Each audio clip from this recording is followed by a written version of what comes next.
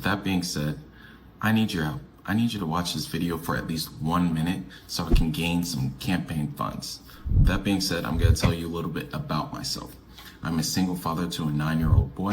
I'm a caretaker to a disabled vet. That is my father. My mom was a federal worker for over 35 years. My sister works as a teacher in a Title I school. I'm a big firm believer of taxing the rich, taxing big corporations, causing or getting in a little bit of good trouble, that sort. No stock trading at all as a congressman should be allowed. A big proponent of fixing our immigration process. It should be much faster. Yo aprendido español. And again, thank you guys for watching. You can get more feedback on my views and platform if you look at my website in my bio. I appreciate you guys, and I want you to know that someone's going to DC that cares about you and is going to cause real change. Thanks, you guys. Wow, ladies and gentlemen, welcome to the Claremont Show. I'm Lamont, that is Claire. And our motto here is the new school meets the old school for a completely new school of thought when it comes to progressive politics. And we've got a rocking show for you today. We are going to cover the LA riots and how now Trump is trampling on the Constitution by getting other states involved where we're peacefully protesting, Texas and some other states. We'll talk about that. We're also going to talk about RFK and this ridiculous policy he's doing with healthcare. But what really makes this show pop today, ladies and gentlemen, we are going to have a special guest. We're going to have Jonathan Bonner on, running for the GA-13 Congress seat, ladies and gentlemen. We'll ask him some of these tough questions, get his thoughts on everything. The Claremont Show starts right now. I'm up early for the dealers come out. Everybody is outside till the killers come out. You ain't eating, you just act full. I'm impactful. Dozen funerals in a month. I got that pull. I will give it to niggas in all rap forms. Ignatius out right now on all platforms. I guess you want to know what these are, don't you, Claire? What's going on? So for those that been following me for years, you know, I started my channel doing movies and TV reviews, and we call these the tissue paper shades. And whenever our favorite characters would die, say Tony Stark from Marvel or Ghost from Power would die, I would instead of pouring out liquor, I pour out my tissue paper shades. A lot of us feel like we needed tissue paper shades because of what's been going on with the destruction of democracy and Constitution in America. But ladies and gentlemen, I don't have to keep my shades out for that feeling of death because we've got a great crop of new candidates that give me hope so I can take these bitches off. One of the first to come to the stage is the big homie, Jonathan Bonner. What's up, my brother?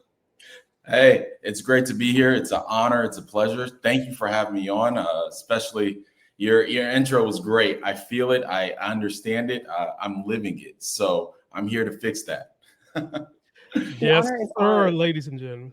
Yes, it's definitely. As Claire said, it's all ours. Yeah. You can go. No, go ahead, JB. No, I appreciate here. Again, I'm excited. And yeah. I'm gonna let you go. All right. I want to make sure everybody knows that you can follow me and Claire on the podcast, Politics of Being Black in America. It is under the playlist, The Claremont Show. We always enjoy getting the audience involved. If you want to leave us a message, or if you want to leave a message for congressional hopeful JB, Jonathan Bonner, that link that you see, bit.ly, talk to us, capital T for us. Leave us a message and we'll get it to them. And we always start these shows out, Jonathan, on a lighthearted note. We call it Politicking in America While Living Under MAGA. And if I didn't have Claire here, I would call it Politicking While Being Black in America, where we air out petty grievances that get on our nerves. But before I say that, ladies and gentlemen, let me tell you something about JB. He is a staunch advocate for healthcare. Now, before I read his profile and his bio, I knew he was a staunch advocate for healthcare because if you go and see his social media, it looks like this. If the Incredible Hulk could go to Wakanda and have sex with one of the Dora Milaje and spit out a baby, it would be this brother right here. Look at this dude, man. Look at them delts.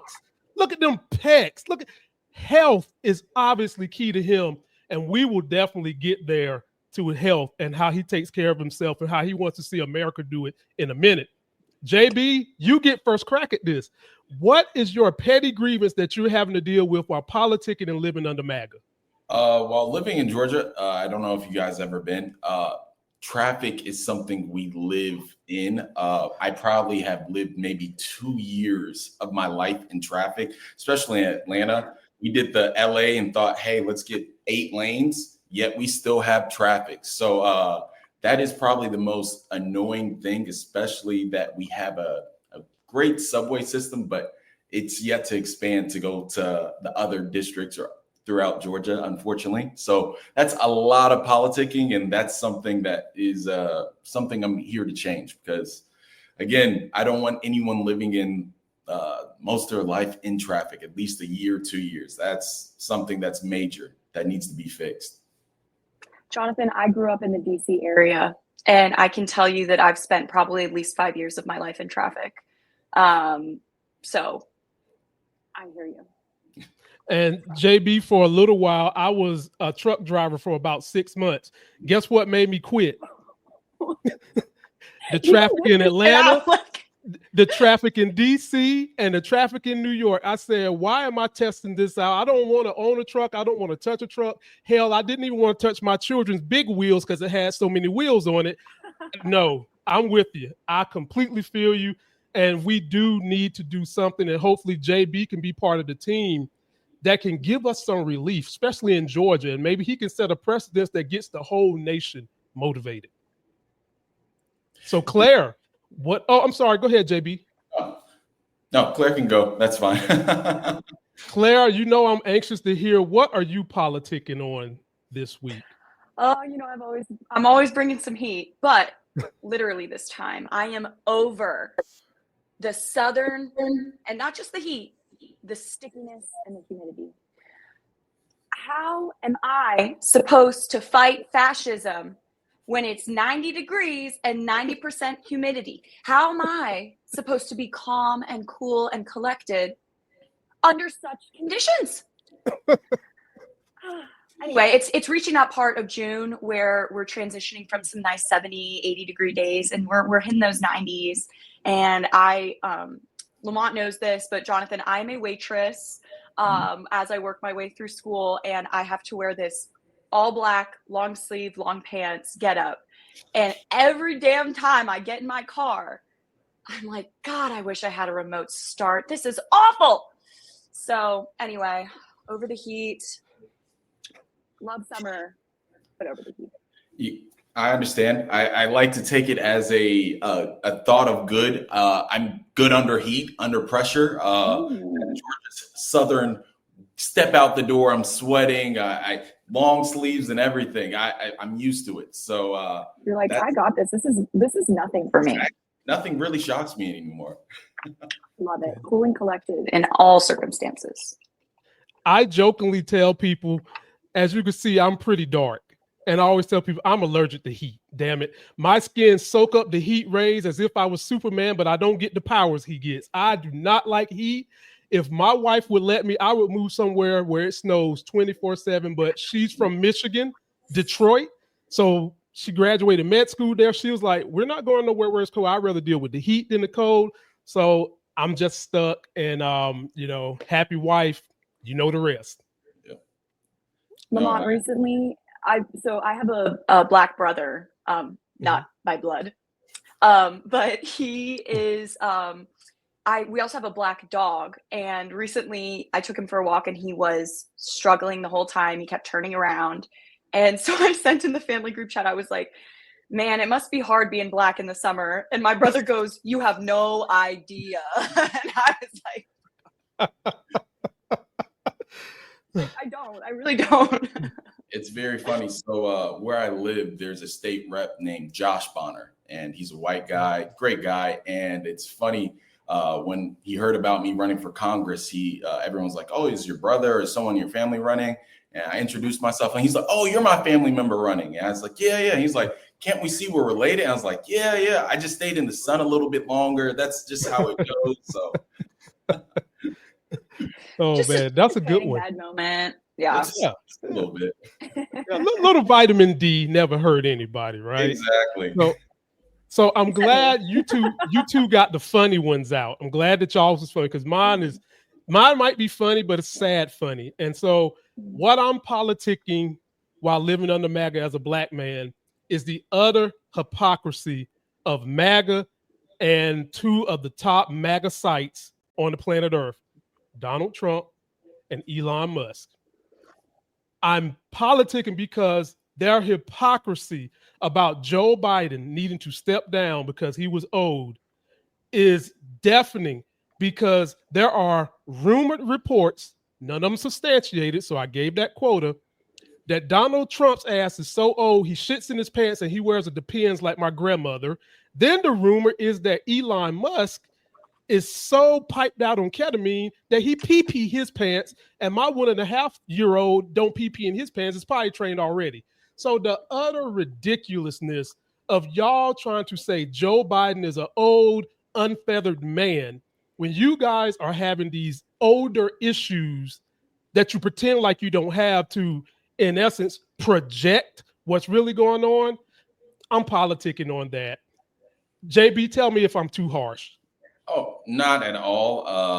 I find it very difficult. I tell people if you're 65 and up, you can't have a commercial fighter pilot. So that's another thing. Being the older you get, I understand you get the wisdom, but at a certain point, your cognitive starts to decline and things start to happen. And are you really that competent to run the strongest country in the world?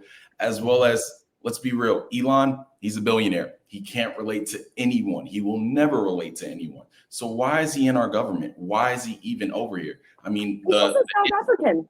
Exactly. I saw a funny thing. This is the only time I've ever said this, but if I saw Elon, I would say, go back to your country, go back to Africa. But that's just that one thing. It's because they can't relate. They're rich. They didn't earn their money. It's nepotism. These are people that they only are here for their own interests. We need to call that out. Exactly. Claire, am I too harsh in that critique of these people that are hungry hypocrites? There's nothing, almost nothing that I hate more. Sorry, I don't like to use the word hate, dislike more than a hypocrite. If you're going to stand on your business, stand on your damn business. People going back on their word. And if you're going to go back on your word, admit that you've done it. But this whole shady business of saying one thing and then denying you ever said it or did it, we're in a day and age where we have proof. We have a video of you saying it. We have evidence showing that you have gone back on what you said, or you've accused someone else of something and now you're doing it. And people will be given that evidence and just go, I don't know what you're talking about. The gaslighting, we've talked about this actually on our first show, but yeah, the gaslighting is ridiculous. And like you said, JB, I'm tired of being represented by people who have no idea what the average American experience is, whether you're upper middle class, working class, whether you're white, black, Hispanic, Asian. None of us have any type of lifestyle that relates to a billionaire. So why are they the ones running our country? Right. Well said, Claire. Very well said. And ladies and gentlemen, again, if you have something that you're burning on, any petty grievance, please don't forget to subscribe, come to the channel. Don't forget to go to the podcast. Leave us a voice message. We will play some of these on the air. And if you have questions for JB, leave it here too so we can usher them to him. And now, JB, we'll get to the meat and taters of what we're here to discuss. Ladies and gentlemen, I will give JB a chance to summarize his candidacy, who he is closer to the end. I feel like one of the best ways to understand a person and the kind of choices they would make is to hear what they have to say about deep issues that are currently happening before they get into office. And that's what brings us to this issue going on right here with Trump. Trump is doing martial law. He's sending state troops to states where the governor didn't ask for it. And now that is spreading to places where we have peaceful protests and some governors who capitulate to his needs that want to do the same thing. And I've always said, JB, here's another hypocrisy. How are you MAGA and you're comfortable with what happened January the 6th when there is no riot greater than trying to steal democracy, attack democracy, pooping on Nancy Pelosi's desk, beating up police officers, versus these people in LA and many protests before that are protesting for equality. They're protesting because they don't want to see people violated with their rights. And you're not comfortable with this. The hypocrisy is deafening. And so to lead up to what I want JB to discuss first, I got a video clip of all the mayhem that's been going on. JB gets first lead after we come back. Take a look at this, ladies and gentlemen, and we'll go to JB. Now, we want to break down why the president calling for the California National Guard to step in is such a rare move, seeing as the governor of California has not requested the deployment. The president is instead invoking a rare federal law called Title 10. It's a section that allows the president to call up National Guard members to federal service during an invasion, rebellion, or if the president can't execute the law. NBC Bay Area's Marianne Favre is tracking the latest in Los Angeles, along with how Governor Newsom is responding. Marianne? Well, tonight, Governor Gavin Newsom is responding to the president's order, calling President Trump's move inflammatory and saying it will escalate tensions amid the immigration crackdown. Tear gas, flashbang grenades, and arrests punctuated the rallies earlier today, protesting the detention of immigrants and mass deportation by the Trump administration. Tonight, President Trump signed an order to deploy 2,000 members of the National Guard in response to the protests. Governor Newsom responded on X, saying the federal government is sowing chaos so they can have an excuse to escalate. That's not the way any civilized country behaves. More than 100 Los Angeles County Sheriff's deputies have responded to what is being called an unlawful assembly, with more than 400 protesters and increased destruction of property. As the crowd has grown, it has become more violent. There are individuals in the crowd that have been throwing objects at the federal agents. But protesters say they're fighting to protect immigrants' rights, even as more Border Patrol agents respond to the city of Paramount in Southern California. The Border Patrol, ICE, they know that they cannot go anywhere in this country where our people are and try to kidnap our workers, our people, and they can't do that without an organized and fierce resistance. As small fires erupt in the streets and a wall of responders in tactical gear stand ready to respond, U.S. Defense Secretary Pete Hegseth said in a post on X that the Defense Department is immediately mobilizing the National Guard to support federal enforcement in Los Angeles. And if violence continues, active duty Marines at Camp Pendleton are on high alert and will also be mobilized. Governor Newsom says California authorities don't need the help. Today's unrest comes one day after dozens were taken into custody across at least 3 locations in Los Angeles. JB, the floor is yours. When you see this happening in our country, what does that invoke? What does that make you feel? It makes me feel angry. Growing up, I lived in Georgia. There's a great Latino community. I have a lot of friends that are Latino, as well as living in California and living in Texas. I've seen them all. And some of them are undocumented or their parents are undocumented. It's never been something that, oh, they're breaking the law, they're doing anything. It takes so long to just becoming a citizen. And it's not jumping the border. It's overstaying your visa. It's people trying to do better. These are people paying their taxes. These are people actually trying to improve our lives, doing the jobs we don't want to do. But yet this type of demeanor they're doing, it's hypocritical, because let's be honest, this is so much smaller than January 6th. Let's be real. And the difference is it's different color.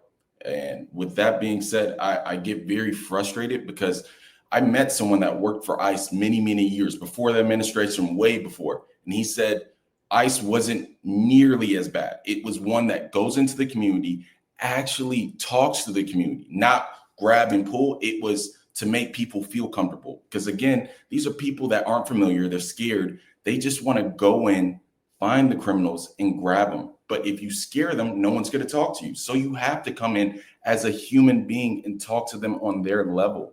But this administration has demonized them. They have created a place where they grab our families and break them apart. I saw yesterday in Florida that they're starting to grab underage minors that are going to foster homes and grabbing them and picking them up. What type of they're minors. This isn't their choice. They didn't want to be here, but this is the administration, how they are. And I'm just very frustrated. We don't have the country we are without immigrants. We all are immigrants. We're not from here. Unless you're Native American, you're not from here. So we need to call that out. We need to fight this type of, I'm going to be honest, bullshit. It's unfair, and I'm all for it. We have, growing up in the South, civil rights and things like that. Fight for rights. Fight with our community. As a Black man, our Latino community is right next to us because they understand what it's like to be a person of color in this nation.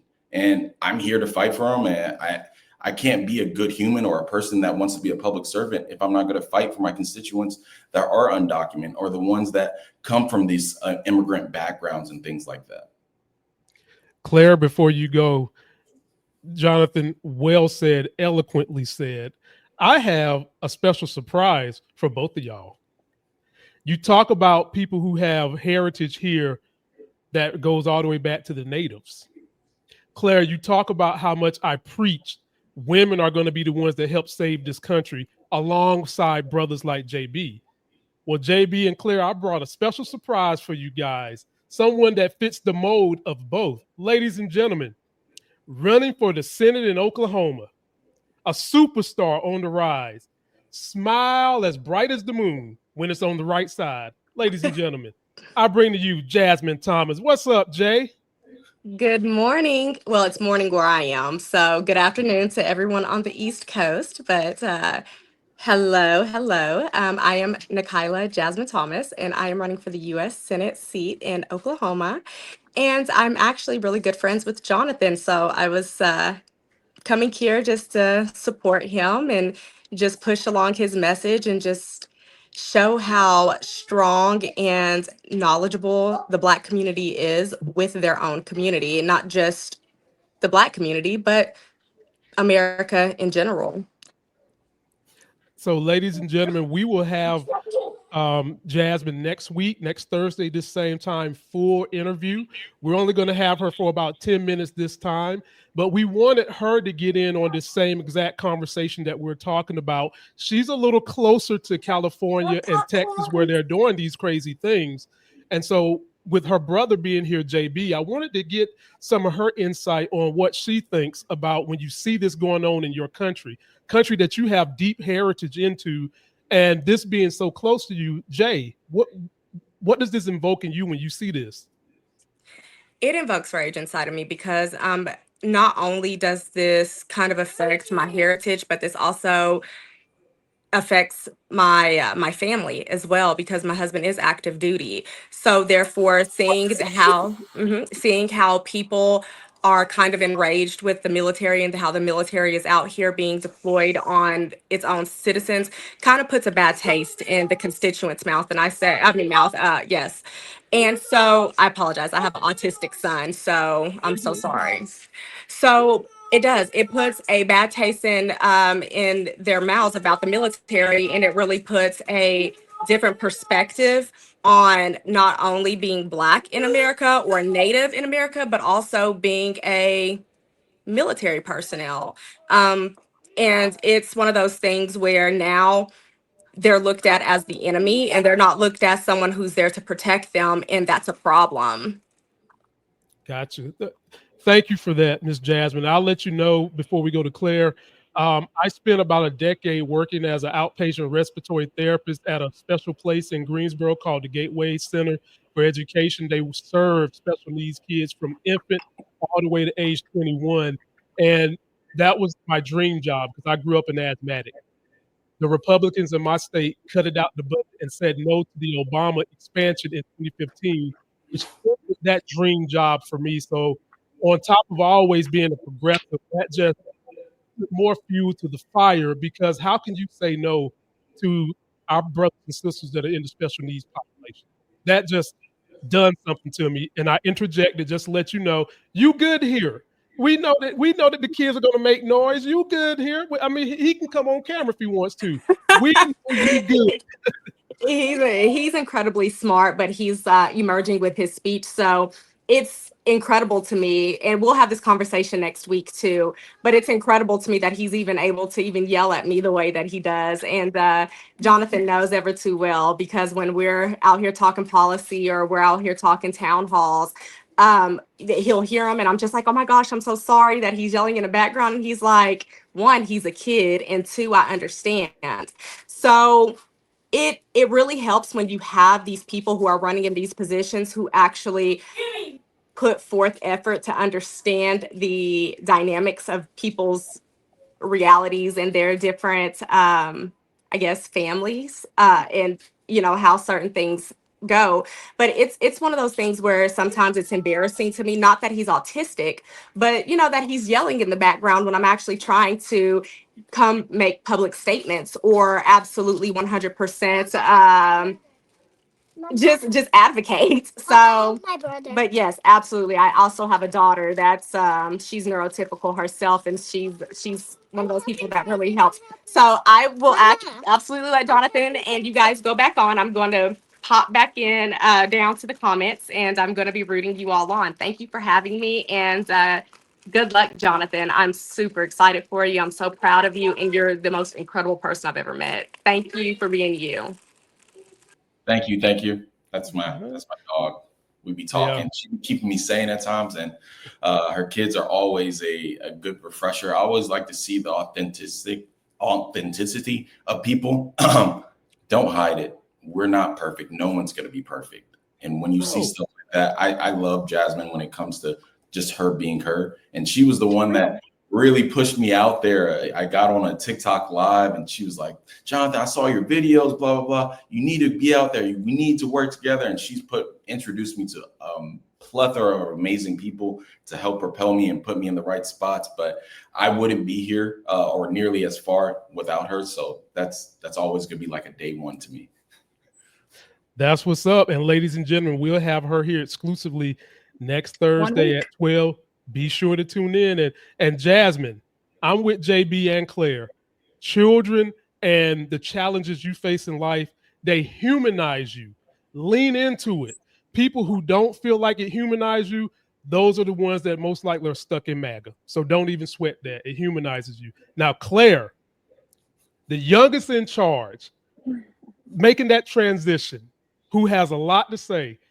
What does the riots invoke in you, where you're at right now between the ages of 25 and 30, working on a master's? Give us the perspective of someone who's young and you see this in your country.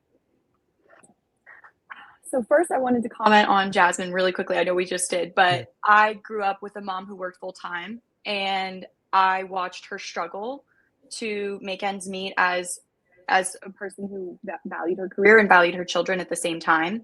And I think that we as a country have to give women that opportunity to pursue careers regardless of what's going on with their kids. And we need to support them as a community. So thank you again, Jasmine, for coming on, and never feel ashamed for being the badass mother, spokesperson, advocate that you are. Back to the other stuff. Jonathan, I think this is very interesting and I talked to Lamont about this when we first started this. We actually have way more in common than not. And I think people will look at this panel of the three of us and they will make a lot of assumptions. But my father's a veteran. My mom worked for the federal government for almost 30 years. I am fluent in Spanish. I was a Spanish major in college. So I've utilized that a lot in my advocacy work, in my community outreach work.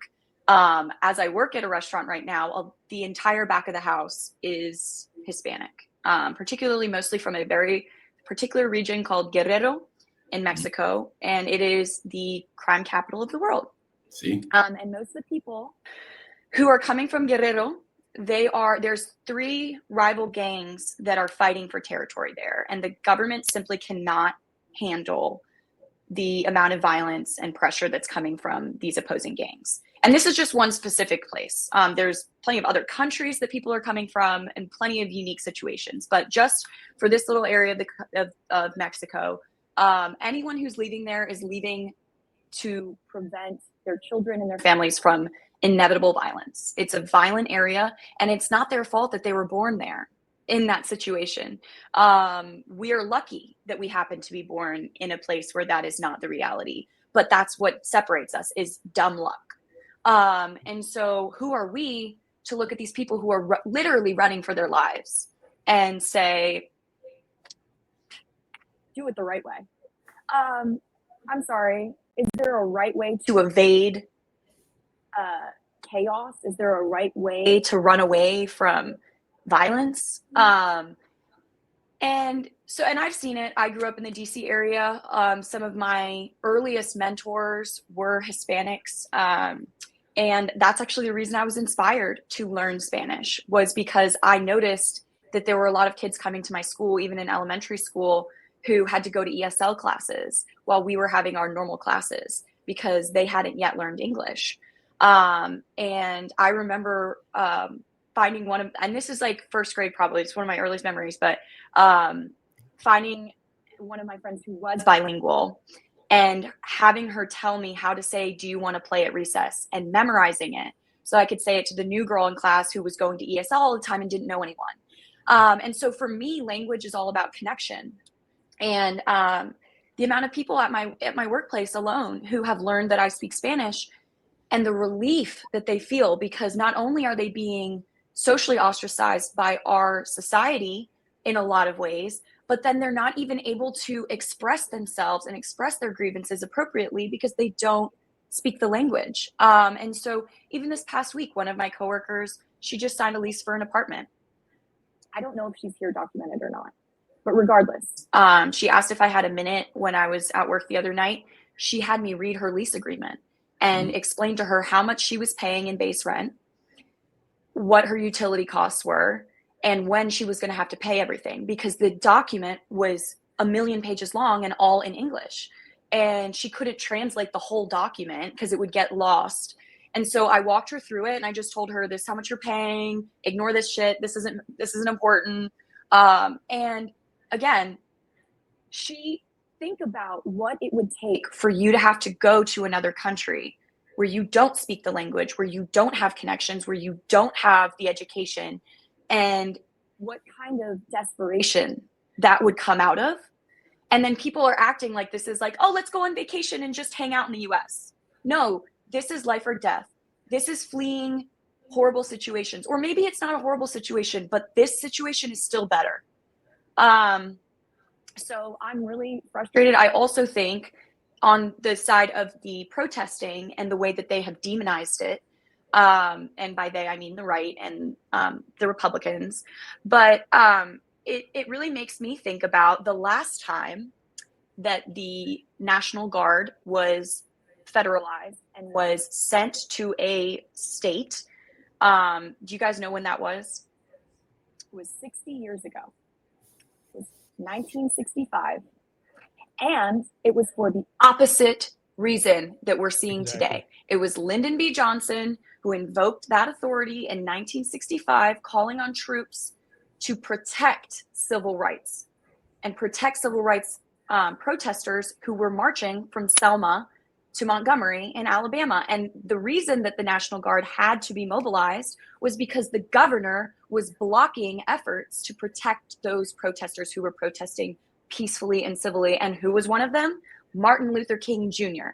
And so it makes me think of, what side of history do you want to be on? Because we can easily all look back at that 1965 moment and say, of course we want to be on the side of the peaceful protesters. Look at what great they've done. And then we're seeing these things happen again. It's an open note test and people are still failing it. We already know what the repercussions of stifling peaceful protest are. And so anyway, I don't know why people aren't looking to the past to see what would make the most sense and be the right thing to do now. With that. Wow. So now you guys see why we come together and link up like Voltron, Transform, whatever, what Legos, if you want to call it that. Well said, Claire. And I'll just give my quick end to what you guys have said. A lot of people don't want to look at it like that, Claire, because they want to ignore history. They want to ignore the history of where this country has been because they know it's an ugly history and they don't want to fess up to what needs to be done to fix it. That's why a lot of people don't reference history. That's why you see Republicans trying to get rid of history because they know given people having to tackle the way this country came to be, more people would be sympathetic to the plights of marginalized people and would want to see them do better. But if you hide it and you've already got people set in their ways, it becomes hard to do that. And speaking of set in their ways, there have been a lot of troops who feel like what Trump is doing is unconstitutional and don't want to follow his orders. And so I wanted to summarize everything both of you all said on some hotline numbers troops can call. So these are the scenarios. If you're concerned about violating the constitutional rights, the GI rights hotline is a line you can call. The purpose, confidential guidance, counseling on rights and options you have if you feel like the president is giving you horrible orders that violate the Constitution. Here's another one. What to formally report illegal, unconstitutional orders. That you call the DOD hotline. Official reporting with whistleblower protection. Last but not least, need direct legal help because you're worried about someone in this administration not keeping your cover for being a whistleblower. You can call the JAG hotline for formal legal advice.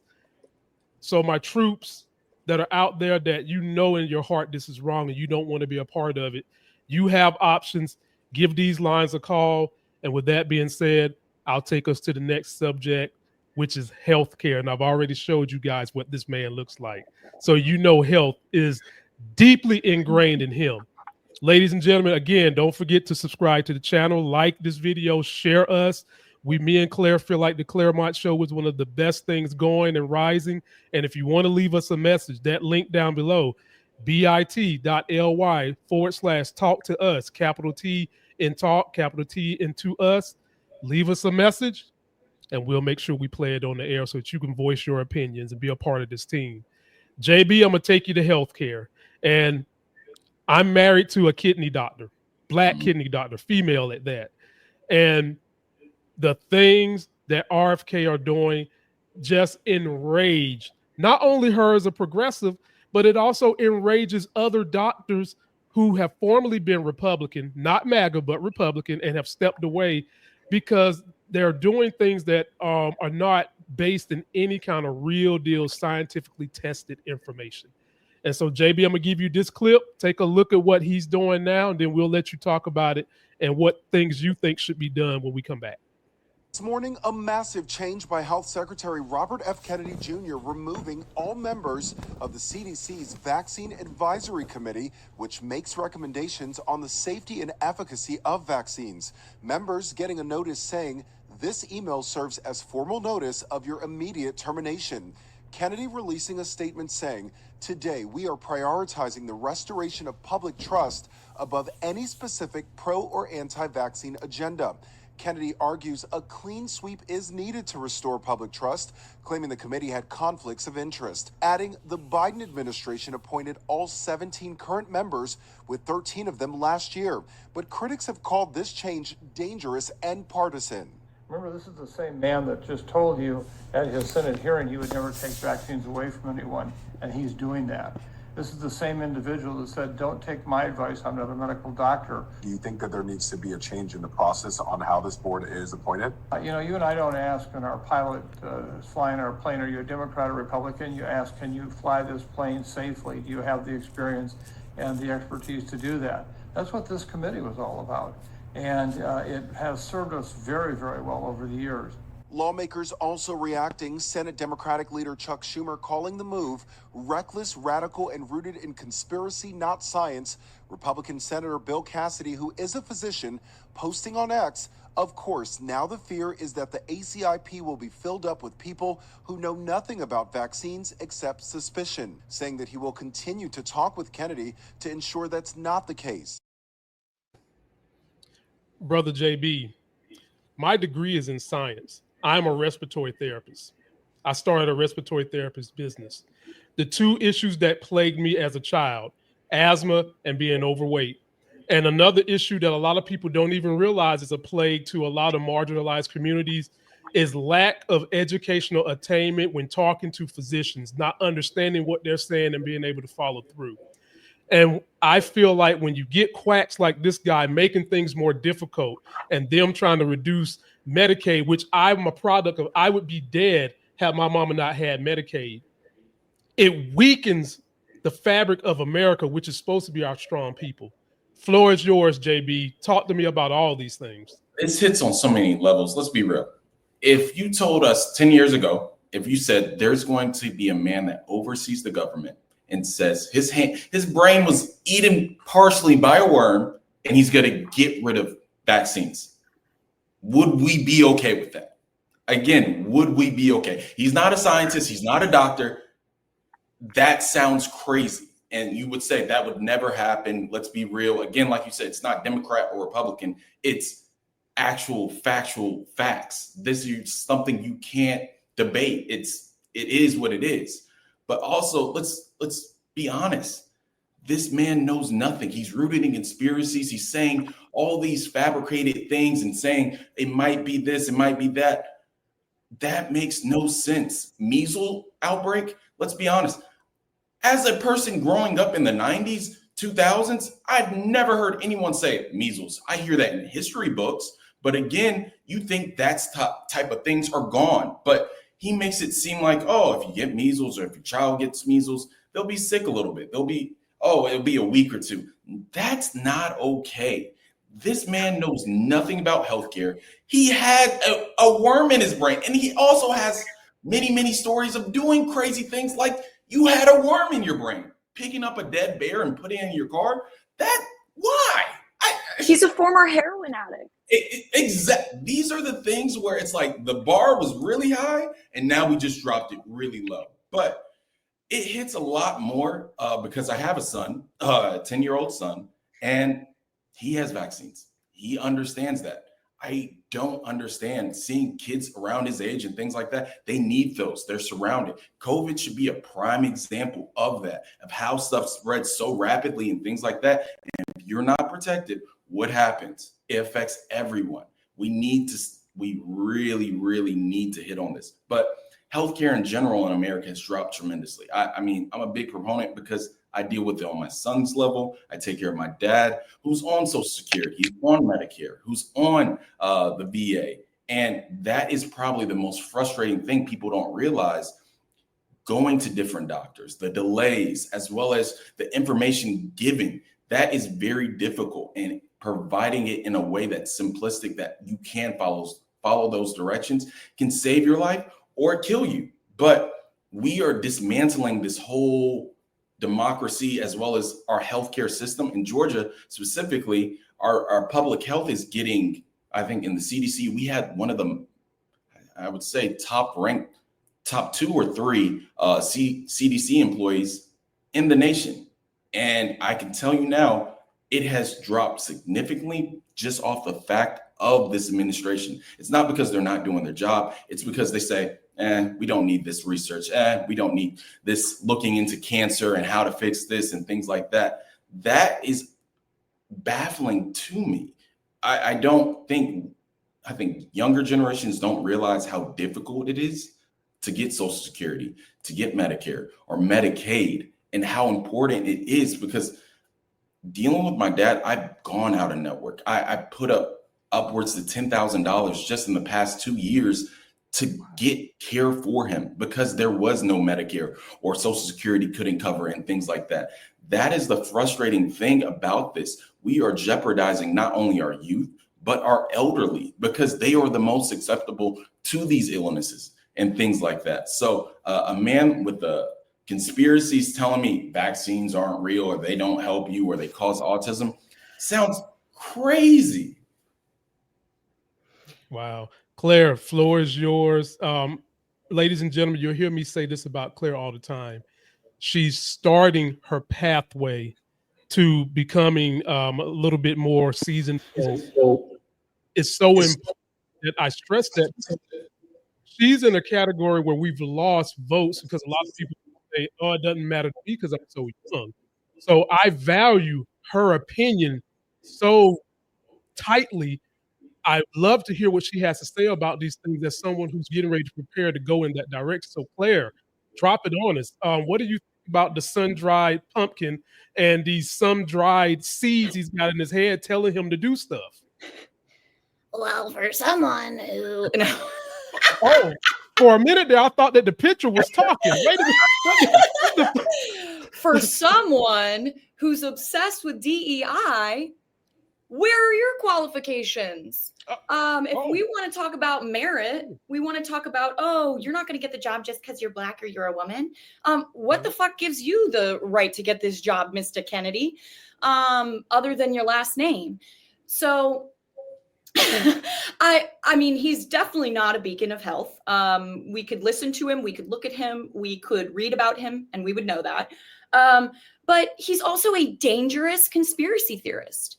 He plants seeds in people's heads who already don't value science, who already don't value evidence-based articles, don't even understand scientific articles, that put fake evidence in their own write-ups on health. And of all of the departments to disregard science, this is the last one that needs to be doing that. So anyway, all that to say, there are very dangerous precedents for this type of language, for this type of messaging. People are going to die if they don't get these vaccines. People are going to die who are vaccinated but get infected by other people who didn't. And so making and framing vaccines, and I think in the video, God, I don't know the exact wording, but he said something along the lines of like, debates and like basically talking about like vaccine conversations as if it's like two sides. No, there's evidence and there's conspiracy. It's really not this big debate. It's pretty well documented that that they stopped some very, very prevalent diseases over the last 200 years, 150, I don't know when. Anyway, all that to say, it's an embarrassment, this administration. It's an embarrassment on the grounds of valuing science, on the grounds of valuing evidence-based practices. And it's disappointing that so many people like RFK right here, like RFK. I can't help myself, but that they don't see how many people they're going to harm because they do have access to healthcare. And if they don't even have access to healthcare through their government benefits, then they can pay for it. And so they're just going to turn a blind eye and they're going to say, oh, I don't really care if people aren't getting vaccinated because if I get this illness, sure, I can go on a respirator or I can have round the clock care. I'll be fine. And so it's also a disregard for people who don't have the same resources as you, which is the vast majority of this country. So I really don't like the man. And and I can't wait to see us learn from this experience and actually put people in positions of power who have earned those positions. Well said, youngest in charge. Well said. All I can conclude with is just the facts, ladies and gentlemen. Basically, what we got going on here is health versus ideology. These moves shifts decision-making from experts to political litmus tests. What happens to the credibility of America? It drops. Public safety first. Suspending vaccine ads and pushing unproven treatments endangers children and vulnerable populations. That's fact. I hate it when they think that we can have this two-sided argument. Well, we need to have someone to counter everything. Ladies and gentlemen, there's no counter to facts. The fucking sun is hot. The other side of the sun ain't cold. The earth is round. It's not fucking flat. Thank you. There's no counter to a fact, ladies and gentlemen. A fact is a fact. And when you're dealing with people's health care, it riles me up pretty bad. But I'm going to save all this heat because I got plenty more for plenty shows. I have a special place in my heart for, not saying I don't like the people in between, but I love children and elderly people because I was raised by a grandparent. That many of times I had to go to the ER for my asthma. Who was there for me most of the time? My grandmother. Had it not been for grandma and Medicaid, I probably wouldn't likely be here. An inspiration for me to become a respiratory therapist. My journey with asthma and having to get allergy shots from the time I was 5 till I was 18 weekly. If there was no Medicaid, I wouldn't have got that. If there wasn't people who believed in science, I wouldn't have got that. We have to get back to educating our kids, putting critical thinking and the thought of sticking to facts in school. The reason why MAGA don't like facts is because facts support Democrats. You can put that on a t-shirt.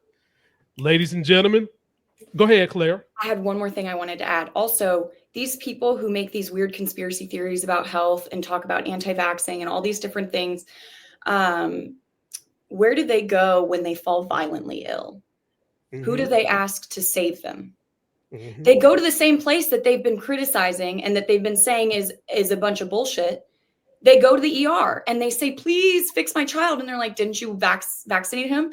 Well, no, but he's dying. So you do trust the medicine and you do trust the science, but only when it benefits you. Shameful.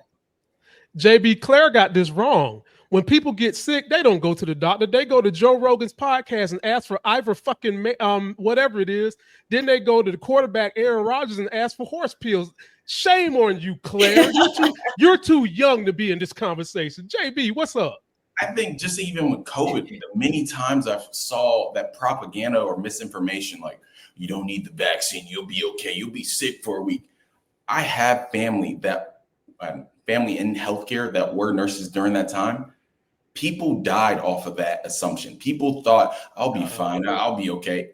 When you're put on a ventilator, then what? You need that for the rest of your life, but most of the time you're not even going to survive. Just off of misinformation, and him being at that top tier of a level and saying that is so detrimental to the US, our health and things like that, because people unfortunately don't do their research. They don't look at the facts. They don't just, it's a, trust me, bro. I saw it on Joe Rogan, or I saw it on the internet. I'm very disappointed in where we are, but we need to set that standard of trust the scientists. This person went to school for many, many years. They're specialized in this. Why wouldn't you trust this? Would you trust a basketball player to say, hey, this is how you need to shoot? Are you going to listen to him? Yes, because why? He's been doing this his whole damn life and he's a professional. We should think the same as our scientists. Very well said. And my last joke about RFK, there's a show that I love and adore called Curb Your Enthusiasm. That's his wife. She was a main character on the show. That's Cheryl Hines. All I can say is, Cheryl Hines, shame on you. You used to be a big-time progressive. I don't know how you got twisted up in this RFK mess. And for all I know, because I don't know y'all bedroom secrets, maybe you have left them. If you did, God bless your sister. Women nowadays are empowered to stand on their own. Come out and let us know. Ladies and gentlemen, again, don't forget to like the video, comment, subscribe. Definitely go leave us a message on what you're feeling when it comes to politics. bit.ly/talk to us, capital T in talk, capital T in 2, and let us know what you think. We're now to the segment where it's all about Jonathan Bonner, his run, his beliefs, what powered him to want to get into politics, followed by Claire has 2 questions for you. And then my brother will thank you for coming with us and get you out of here. So JB, what was it that got you into politics? And what is it that's going to separate you from all the other politicians we've seen that most of us feel like are sleazy used car salesmen that have rings on 9 of their 10 fingers? I got in politics really heavy this year. I mean, I've always paid attention to policies and things like that, but it hit a point back in 2021. It was the end of Trump. Things were changing, but the policy started to affect everything. And then I saw who my representative was in Congress, and it was a guy named David Scott. He was about 76, 77 around that time. And I messaged him. I said, hey, Mr. Scott, what's going on? Blah, blah, blah. I didn't get a response. So I said, okay. Still kept up to date policies, tried to help, things like that. And we got to 2024 and Trump got in.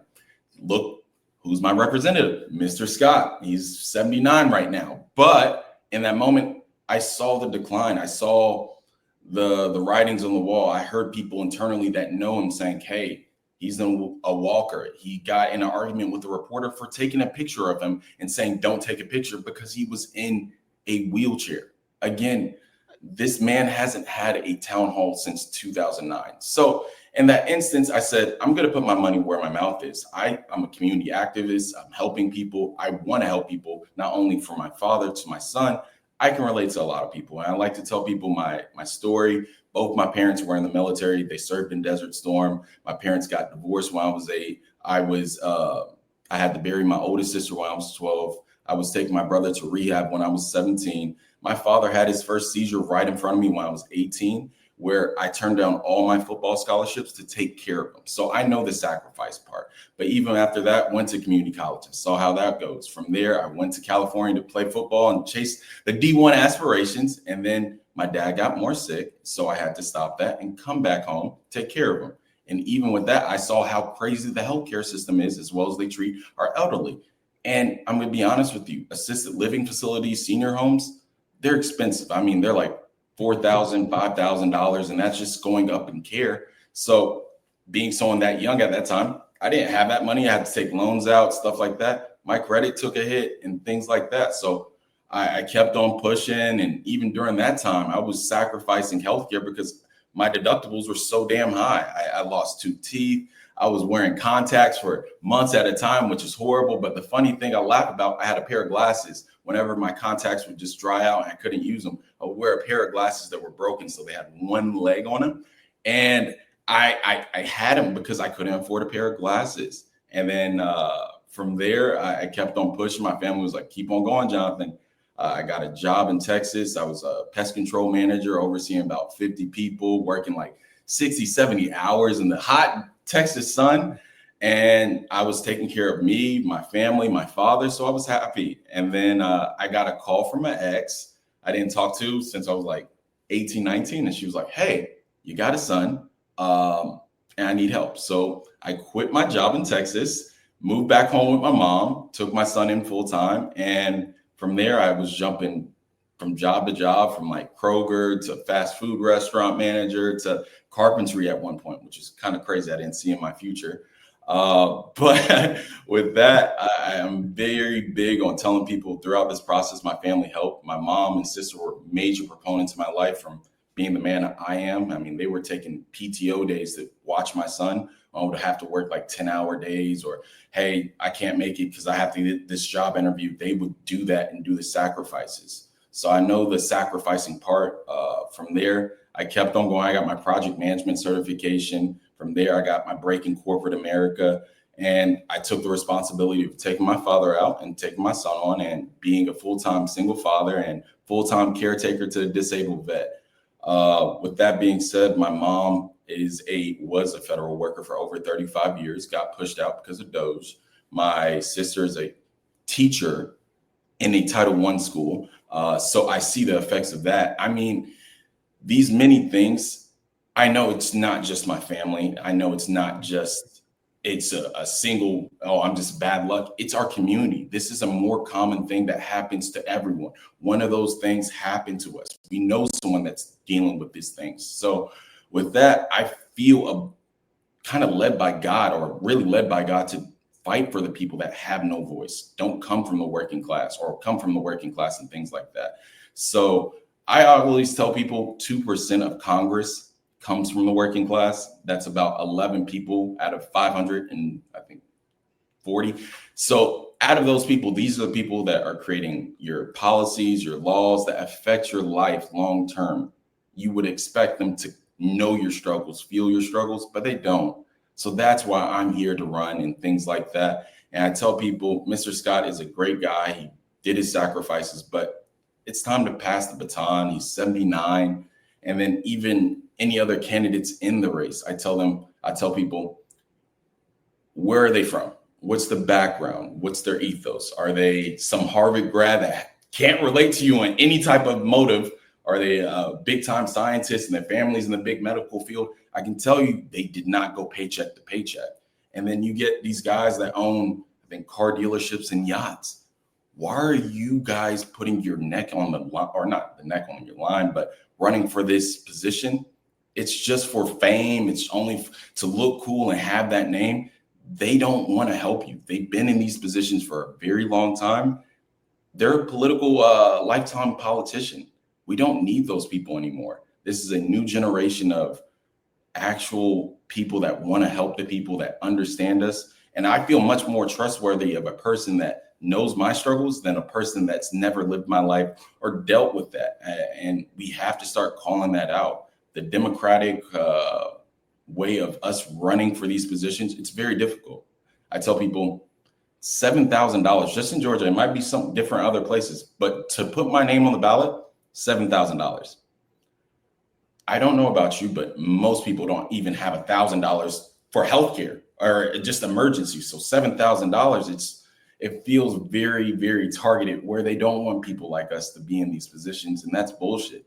I'm here to call it out. I'm here to fight. And we have people that have beat the system. I mean, AOC is a prime example. When she ran, she beat the number 3 Democrat at the time. So if she can do it, you get more people coming from the South, Jasmine Crockett. But my big thing is to inspire the youth, inspire Claire. I'm 30. I feel like I'm 58, but I want to inspire young Black men, young people just in general, to be in these positions, not only federal, but state and local, and know what's going on and be very positive. Know what's going on in your community. Because I tell people, Congress is great, but you see the most change on the state and local level. These are your city councilmen. These are your board of commissioners. These are people paying for, hey, you don't want corporate investors buying up stuff? We won't allow it. But if they say it's okay and we don't vote for them, they vote in the interest of them. You want more public sidewalks. You want to expand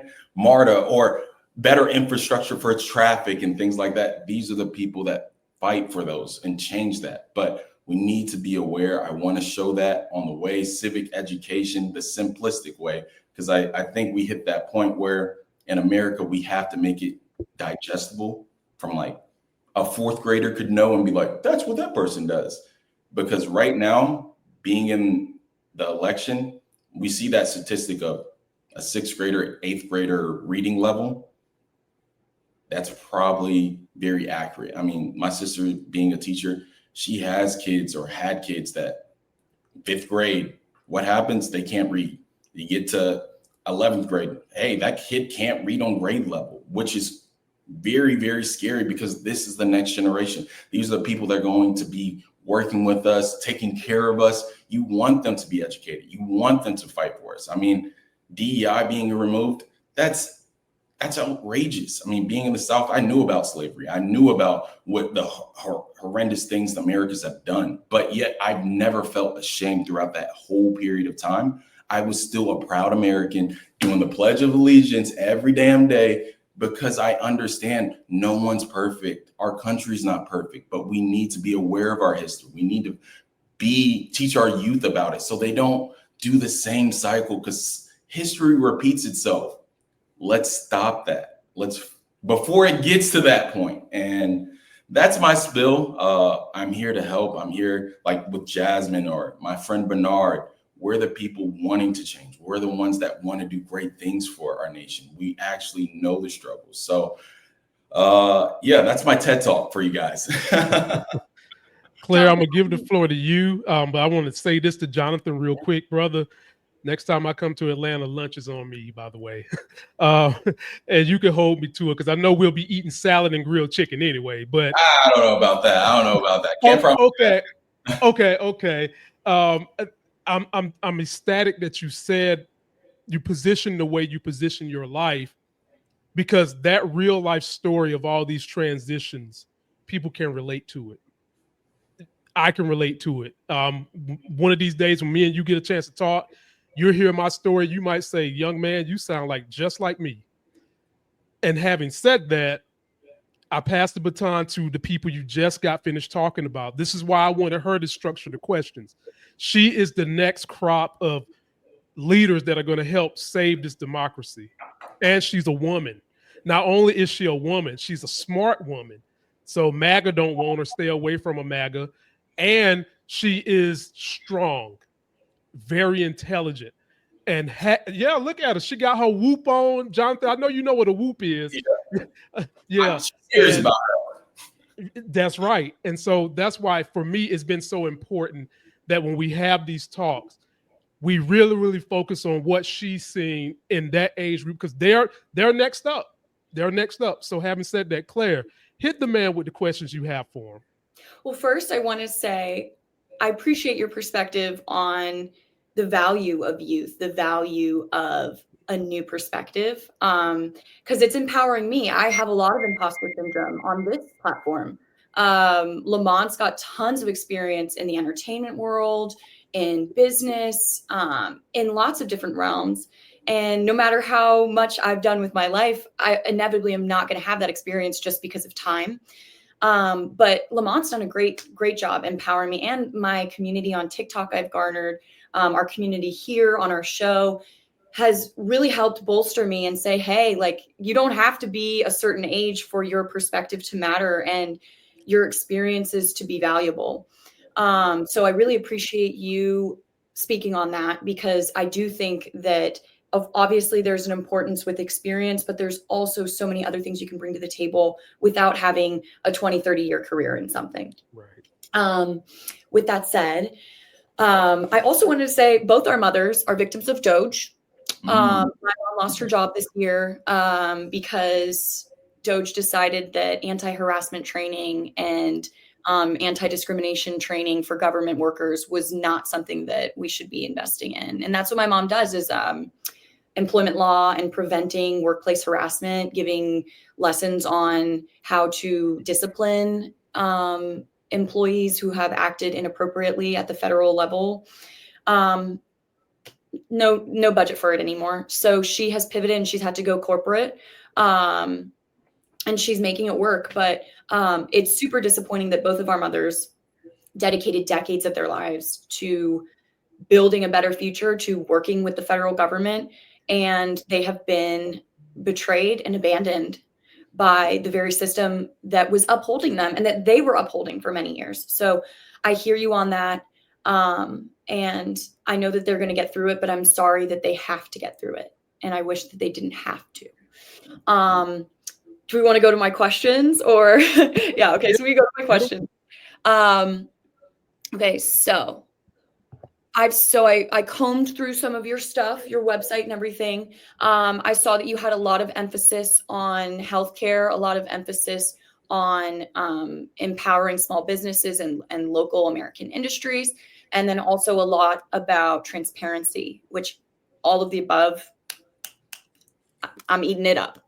But I did want to talk to you a little bit about, and especially you being from Georgia, the situation we're seeing right now with women's reproductive health care, especially being in a red state that has already become one of the most restrictive in the country when it comes to abortion access. And then we covered this last week, but the recent Trump executive order that is no longer basically taking away emergency abortions. And I just kind of want to hear your stance on that and what you would do if you were elected, and kind of how that impacts your life and how it impacts your constituents. So first off, my big superheroes in my life are women. My mom, my sister, my grandma, they're all the strongest pillars of my family. And with that, they taught me that's my damn body. That's not up to you or me. It's up to them. And I'm very big on women's reproductive rights. That's for them. But also living the life I've had and meeting people, miscarriages are very common. difficult having children, or just in general, it's very difficult. You need these regulations to protect them. People don't speak on it because it's a negative connotation, but we need to bring that to light. There's an instance of Adriana Smith that happened in Georgia. She was pregnant, and I believe with the lack of health care, because they saw her as a number, they just gave her pain pills. She had a aneurysm, or was it a clot, but pretty much ended up going brain dead. And she had a child. So now, not only can they not pull the cord, she's brain dead, living with a baby that's probably going to have health defects. The parents or the family is going to have to deal with the medical bills of that. That is the thing of these primitive Stone Age type of laws that they say, oh, that doesn't happen. It happens all the time. Yet hospitals are very scared. They're afraid. They're saying, hey, with her care, they were passing her around to different hospitals because they understand that it's unfair that her family has to deal with that. It's unfair that she has to deal with that. It's unfair for the baby. Let's be honest, because who's going to take care of that baby? I hate that narrative, the state or the family. It's hard already to take care of an able-bodied child, a child that is disabled and it's so much more, and it's unfair. And I understand life happens and things happen, but we need to fight for our women. It's not her body. Old men that lived in the 1940s and 60s shouldn't be making these laws and regulations. And again, Roe versus Wade already got passed. Why are we reverting back? Why are we cutting back? What's the point of that? We got over this many, many years ago. Why are we coming back to it? That makes no sense in my eyes. We knew what it was before, but now you guys want to bring it up? That's bullshit. We need to be fighting for our women.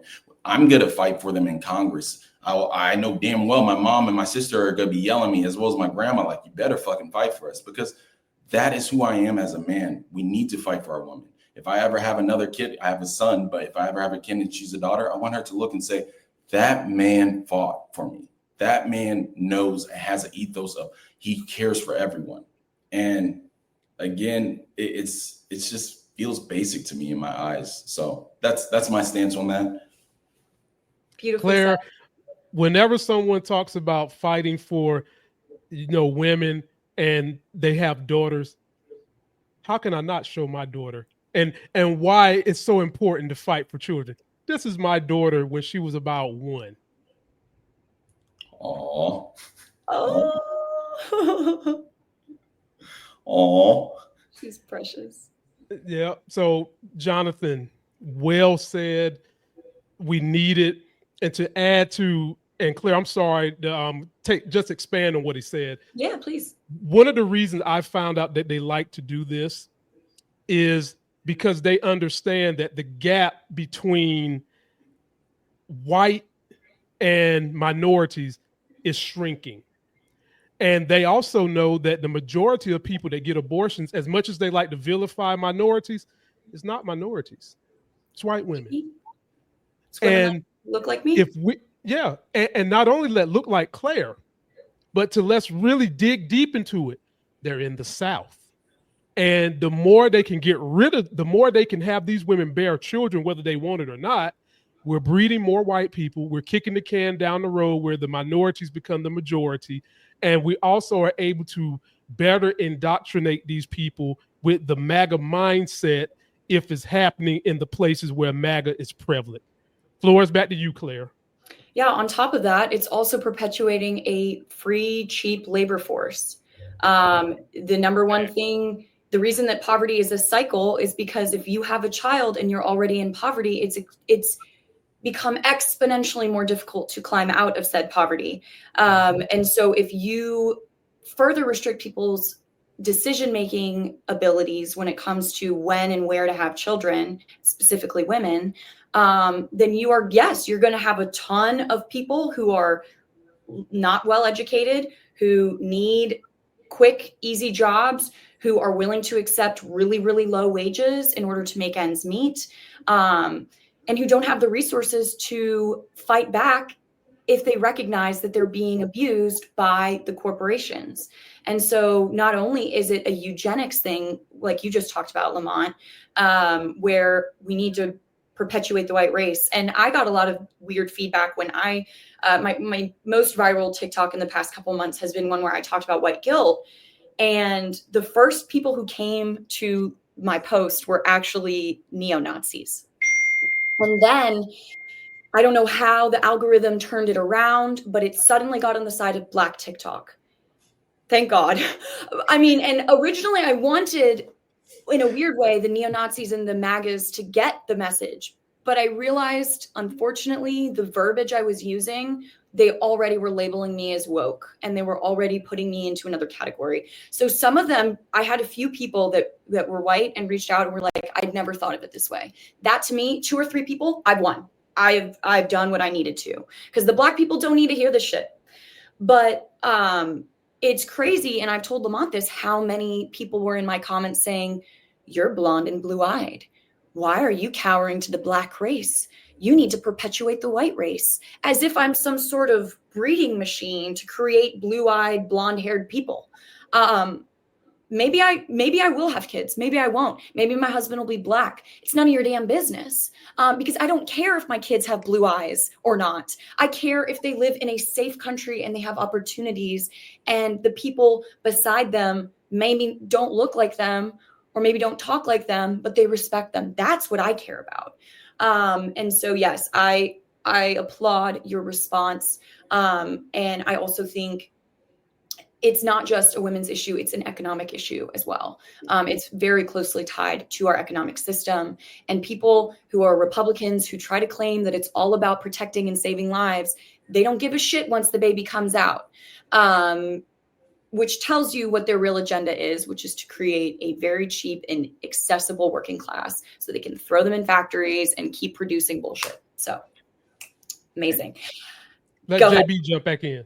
Yeah, even with that, I tell people in Georgia, a statistic just came out. It takes $99,000 to live comfortably in Georgia.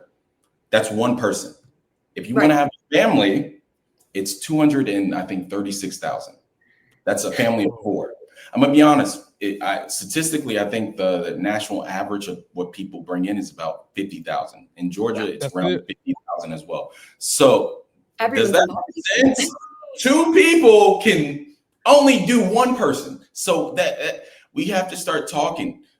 No one talks about daycare. If anyone knows, as a young person, a millennial, you want to go daycare, that's a mortgage. That is a car note. That is something that the government should have been jumped in and things like that. Oh, why aren't they having kids? Because I can't take care of this child without being homeless. You don't give us the incentive. So we need to, like you said, it's a cycle. It's everything's connected. Job Corps being dismantled, yet I believe I saw on the military website a lot more incentives to go into the military and things like that. That's a weird coincidence when we start to take away incentives of not going into the military and doing a influential thing in career or trade, and we're going straight into the military. It's a pipeline when we need to stop that. Yep. And kind of weird how expensive higher education has become. But if you go to a military academy, it's free as long as you pay it back with years of your life. Interesting. Mm-hmm. Facts. What's your next question, Claire? Second question, and all I have left for you. But so I grew up right outside of DC in Alexandria, Virginia. 3rd generation of, so my grandfather worked for the government. Lots of family that worked for the government, both my parents. And when my mom was growing up in the DC area, the vast majority of her friends' parents, her peers' parents were either military, like Congress, or worked on the Hill, something related to the government. When I was growing up, most of my friends' parents were lobbyists. They were real estate developers. They were corporate lawyers. But the lobbyists really irk the shit out of me. And I've talked to Lamont about this. It is legalized corruption, in my opinion. With that being said, I've heard all about your stance on transparency, and also on your stance with supporting smaller businesses, not giant corporations. I would love to hear what you think about lobbying, and what your ideal America would look like. Would it have lobbyists, or would there be restrictions? etc. Yeah. And I like to say not at all. I don't believe they should even be there. They're the people trying to influence, speaking on the behalf of corporations and people in higher places. That makes no sense. And I understand it makes it very difficult. I want to put people's mindset. I think in Australia, it takes $32 million just for the prime minister and his Democratic Party to fund those candidates and do things like that. That's just a minor gap for a presidential campaign. And where's the money coming from? I'm telling you, it's not coming from the working class. It's corporations throwing it there, from Republican to Democrat and things like that. We need to get rid of that. I think the reason why the youth doesn't really connect with the Democratic Party or the Republican Party, it's because they hear that narrative of it's corporations, it's lobbyists, it's people throwing millions of dollars that can't relate to me into this race, and they corrupt these politicians to having to make these horrible decisions and things like that. Sorry, but with that being said, we need to get rid of that. We don't need them to be here. We need to be transparent in our information. I know we have it in open source where you get donations, but we really need to make that more accessible and easier to read through and see and say who donated, who was his bigger donors. I think Zoran Mandami, the New York mayor, he broke down his donations. I loved it when it said, I think he has 85% of small like donations, $80 and below are donating to him. And then the rest were like minor, like 10% or less than that were big donations and things like that. I love to see that because that tells me you're a people person first. You're not selling your soul to these big organizations and these big PACs and stuff like that. So I think in my campaign right now, that's the difficult thing. You see candidates say, hey, I raised $100,000 in 2 days. I can tell you for a fact it's not, because you got the grassroots, you got the people giving you that much money. You're a scientist, you went to Harvard, you own car dealerships. You can write your own check and say, I don't need to fundraise. And that's the part we need to get rid of. We need to hit cap limits on these, how would you say, these campaigns, so they can't be misused. You can't be tempted to do horrible things when you get into office and things like that. So I'm here to be transparent, call people out on their bullshit, regardless if you're Democratic, Republican. It has to be called out, because as a working class American, we need to know who we're voting for and who you sold your soul to. Because if you didn't sell your soul, I feel much better giving money to you, because I know it's genuine. I know you need that money. But that's my spill on that. Yeah. No, I could not agree anymore if it were possible. And I do think it's kind of funny when I think back on my friends' parents who were lobbyists. Spineless people, not the parents that I wanted to be around. Hateful parents, mean parents. I mean, and it makes sense because they were selling their soul. I had a lot of friends whose families had a ton of money, and they always had a certain car that their whole family owned. And it was because the dad lobbied for this specific car company. And his job was to go to Capitol Hill and fight against eco programs and green energy, because, hey, this car company is giving me and my family free cars so that I can go and pester everybody in our government until they cave, because I have unlimited time and resources. In fact, I'm getting paid a lot of money to go and hang out and bother people. Meanwhile, you and I, we don't have time to take off work for sickness, for a kid being in the hospital, for whatever, let alone to go and sit outside of some person's door in the Senate and say, hey, have you thought about my new bill proposal? Have you thought about my new bill? So yes, when I went to Spain, actually, in college, I spent 5 months abroad. I did a semester there, and they have one of the best healthcare systems in the world. And Obama actually studied their healthcare system when he was trying to do Obamacare and set it all up. But anyway, I worked at a facility for people infected with AIDS and HIV. And I talked to a lot of people there and basically just described what our healthcare system is like, how our government works. And I told them, about how ambulances cost money. And they could not believe it. And I said, if you get sick in the US and you need to go to the hospital, someone drives you. Unless you're bleeding out from a gunshot wound, someone drives you. And they were like, what? And then second thing I told them about was, so we have these things called lobbyists. Large companies pay them, and then they go and they bother everyone who's making the laws until they can change the laws. And the more money you have, the more lobbyists you can hire. And they're like, oh, so it's just legal corruption. And I was like, pretty much. Yeah, pretty much. And so I think also looking to other countries and figuring out what are y'all doing, and can we do that? Can we adjust? And what good would come from that is also very valuable, because we get so stuck in this is just the American way. We've never had healthcare, so why would we get it now? We can do it. We do have the resources. We have the funds. We have the taxpayer money. It's just going to other shit. And one of my viral videos, the first thing I said was tax the rich. It's very simple. You guys, these are billionaires. I think the difference people have to understand is there's a difference between rich and wealthy. Yes. I have friends that were once rich, and that is probably about $7 million and below. Let's be real. But when you get to that 50 million plus, if you lose $10 million, it sucks, but hey, I still have $40 million. I can still have a plethora of things. My family's good. I have generational money. Everything's going to be okay. When it comes to these people that are in our government and trying to save these big tax the rich laws and things like that, if you tax them just a little bit more, I mean, let's say 5% more, they wouldn't hurt the money. The money wouldn't hurt them. They would be okay. They would still be financially growing.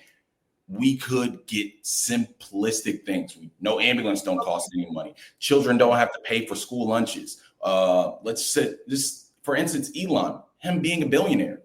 If $1 billion went into anyone's economy, we could have Medicare for all, for just that one state. Let's be honest, probably multiple states, but that is the thing where people have to stop getting this mindset of I'm a broke billionaire or a broke millionaire right now. You guys are probably not going to be there, but not in a negative way, but stop bailing these people out. Stop arguing for them. They are trying to not help you. They're not for you. You are seen as a number. Tax them, make them pay their way. They're not going to run away and say, oh, they're going to another country. They're not. They're ingrained. They understand that they have power here. Let's be real. So let's get them to actually pay their fair share. Stop having tax breaks for these big corporations, these rich one percenters, and do something about our lives. We can fix a lot more about the U.S. if we just tax them, if we stop allowing these lobbyists to speak on their behalves and things like that. Period. I'll summarize. Go ahead, Claire. I'll just be quick. But I mean, I saw this in my own life. I grew up upper middle class, and then I went to boarding school for high school. And I was all of a sudden around people whose great grandfathers owned plantations, and they had generational wealth down so many generations you couldn't even fathom it. And I felt, and I've told Lamont this, I felt poor. My parents made, and I'll be transparent, my parents made over $200K a year, I think, most of my life, maybe up to 300, something in that range. They both worked for the government. They had great benefits. I grew up first going to public schools where I was the rich kid. And then all of a sudden I end up at this boarding school where people are the top 0.0001%. And I couldn't afford to go on spring break with them. I couldn't afford to go shopping with them.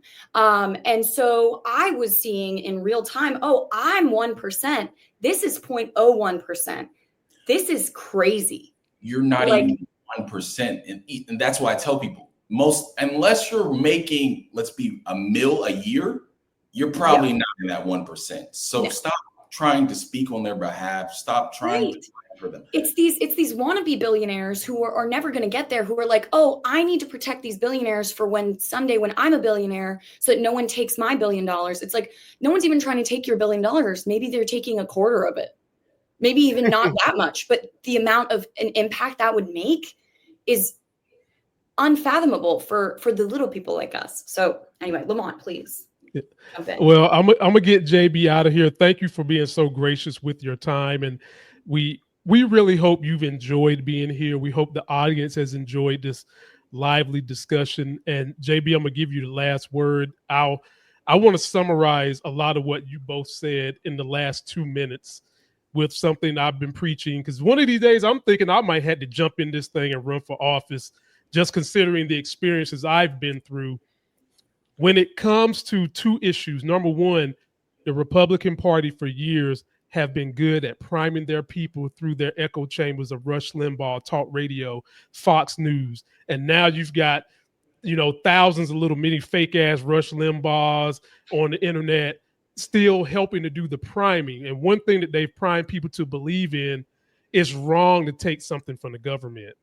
When I always have to be the only, and I live in a very, very red county, and I tend to get on old and new MAGA's nerves because I'm versed in business because I've done it. I'm versed in medicine because I've done it. I'm versed in childcare because I've owned childcare property and been working in childcare. And sometimes I get on their nerves because I can challenge them on every lie that they throw at me. And I always say, why are you guys telling people who are poor to have all this pride and not take from the government when you rich motherfuckers is behind closed doors lobbying every politician to give you tax breaks? You're lobbying politicians to bring Amazon here, give them $5 million upfront, build this building, and then not let them pay taxes for 10 years, only for sometimes, not all the time, but for that building to shut down, and then the county is stuck with a bill.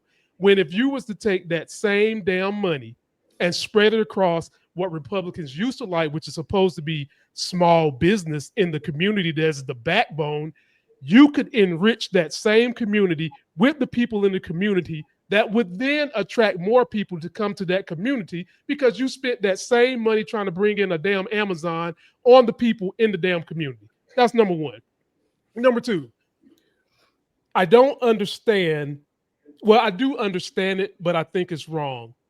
Democrats need to push that message I said, you said, and Claire said, that one of the major points of the government is to help the middle class and the poor get to a point where we're not having to rely on the rich people to continue to set the narrative, because when they vote, it counts a little more than the middle class and poor, because not only are they voting, but they're spending all this money to set the narrative and set the people we have to vote for, which are already bought.